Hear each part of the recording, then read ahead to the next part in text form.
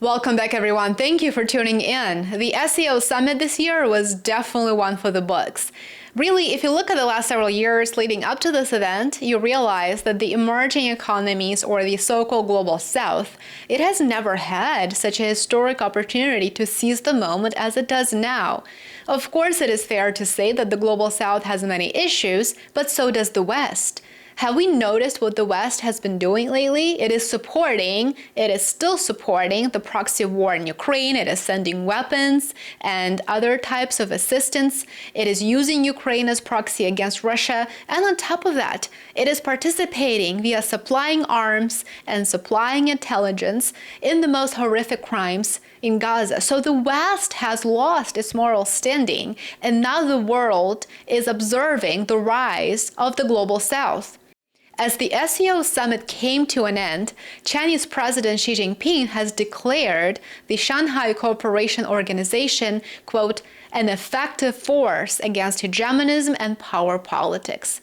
His statement came during the 25th Summit of the Council of Heads of State on Monday, September the 1st. As I mentioned in my previous video, this year's summit was the largest in SCO history. It drew more than 20 foreign leaders, including Indian Prime Minister Modi, Russian President Vladimir Putin, Turkish President Erdoğan, and Iranian President Pezeshkian. Now, before we go into the details of the SCO summit in Tianjin this year, I realized, looking at your comments to my previous video, that many are unfamiliar with SCO. So let's very quickly cover the basics to help you understand the importance of this organization and the significance of this year's summit. So the Shanghai Cooperation Organization, which was initially founded in 1996 as the Shanghai Five, was initially focused on resolving border disputes between China, Russia, and Central Asian nations. It was formalized as the Shanghai Cooperation Organization in 2001 with the inclusion of Uzbekistan. Since then, its ranks have swelled. India and Pakistan joined in 2017, Iran joined in 2021, and Belarus most recently became a member in 2024. The SCO now spans 10 full member states. Collectively, the SCO covers approximately 65% of the Eurasian landmass. It includes 40% of the world's population and represents about 30% of global GDP. It is not a military alliance like NATO, nor a purely economic bloc like ASEAN or BRICS. But what it is becoming, slowly and steadily, is a platform for a new kind of multilateralism, one that challenges the US-led international order. Its focus on sovereignty, non-interference, and economic connectivity provides an appealing framework for countries that feel marginalized or targeted by Western institutions. And with China and Russia as its main pillars, the SCO is positioning itself not just as a regional player, but as a global one. We have to really look carefully at what the world leaders said during the historic event. Xi Jinping opened the summit with a firm message: the world is at a crossroads, and he is indeed correct. He urged SCO members to reject Cold War thinking, to oppose bloc confrontation, and also to resist what he described as international bullying. Instead, Xi Jinping called for strengthened economic ties, a new multilateral trading system that is centered on the WTO. So here again, the Global South is not rejecting international organizations, not at all. It is calling for their restructuring. It wants them to be fair and equitable. It's also important to understand the difference between the two. The Global South is not saying we need to effectively create a whole new global framework. It just wants it to be fair. And also, Xi Jinping called for the advancement of multipolar world, one that is equal, orderly, and inclusive. Xi Jinping emphasized that the SCO has emerged as a force against hegemonic ambitions and against unilateralism.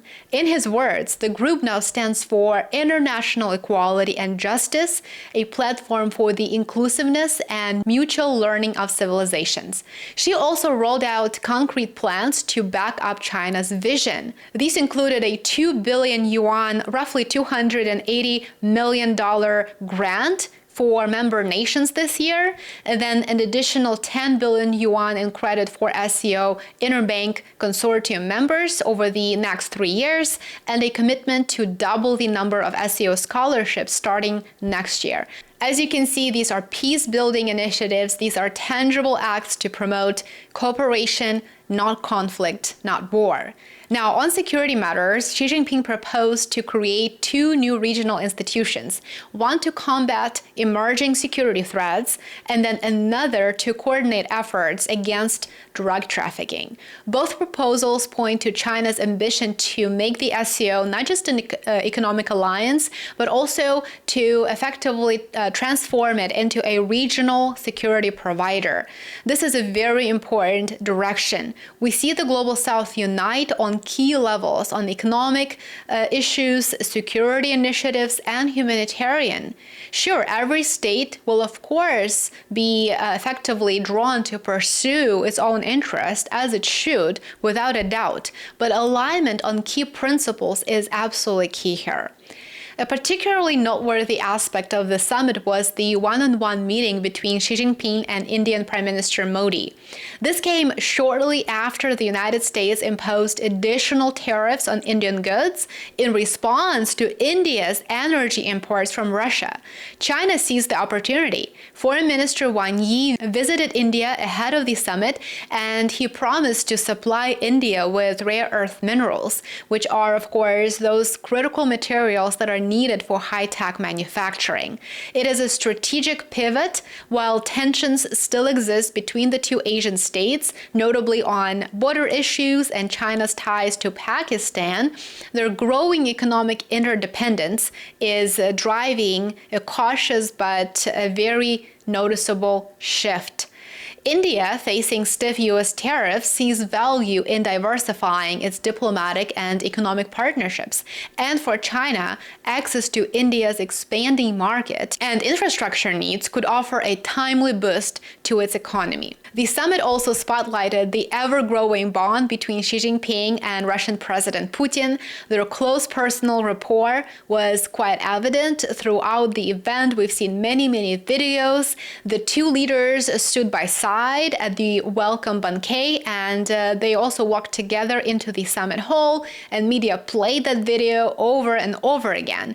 So as Western pressure mounts on both nations, their strategic alignment within the SCO framework serves as a clear message, and that message is there is a new axis of cooperation, and it is taking shape in Eurasia. And Washington, if it deems necessary, has a lot to think about now. Threats and bullying no longer work. In fact, this is proof that threats and bullying backfire. Iranian President Pezeshkian used the platform at the SCO summit to propose the creation of a crisis committee that would be made up of the foreign ministers of SCO member states, and the goal is to respond swiftly to violations of sovereignty and regional crises. Pezeshkian also argued that the SCO should act not just as a symbolic counterweight to Western alliances, but as an operational force capable of managing real-time conflicts. And of course, it is hard to argue with that initiative. I think many member states would probably now think about how they can move forward in this direction. He also proposed strengthening financial cooperation within the organization in order to mitigate the effects of unilateral Western sanctions. This includes expanding the use of national currencies in trade, in investments, also building digital payment infrastructure infrastructure and establishing a multilateral currency swap fund. For Iran, which has long been a target of economic sanctions since the Islamic Revolution, to be exact, when the puppet Shah Pahlavi was overthrown, well, this new initiative, these new mechanisms would be crucial for their long-term economic survival and regional relevance. So Iran is definitely interested in economic cooperation as much as it is interested in security coordination. Another high-profile bilateral meeting was held between Xi Jinping and Turkish President Erdoğan. Now remember that Turkey has been a NATO member for a long time, so Erdoğan is very talented when it comes to sitting on two chairs. Erdoğan expressed Turkey's support for China's Belt and Road Initiative and its One China policy, which is a very important remark to make. He also praised China's balanced stance on Middle East issues. The summit concluded with the adaptation of the Tianjin Declaration, which I will cover in greater detail on my Substack at worldaffairsIncontext.com. Make sure that you are subscribed. I would love to see you there.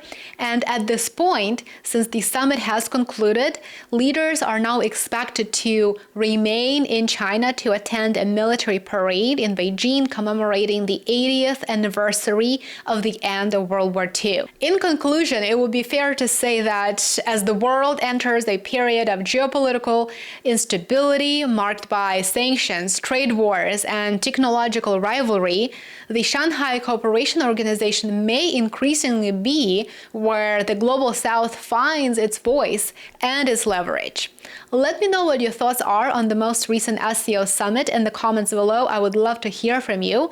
Remember to show your support. It goes a long way. Like, subscribe, and follow me on Substack and Patreon. Support my work. It will be very much appreciated. Enjoy the rest of your day, and I will see you back here tomorrow. Take care.